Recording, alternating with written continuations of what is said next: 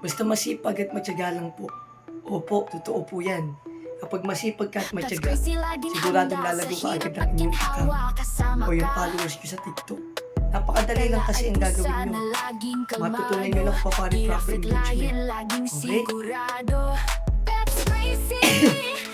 Excuse me po. Ano po ba yung proper engagement? Pusin nyo po yung video na dumadaan sa effect nyo. Pagkatapos, pusuan yung comment at favorite for the post. Yung sa comment section lahat na nag-comment kayo bigamit, replay ng pa-flex back or done. Talago na kagad yung account nyo sa content. Kung gusto nyo po mas mabilis, pumunta po kayo sa akin live. Kung nag-report na po yan, pumasok natin sa live ko, mag-send kayo ng heart nyo attendance.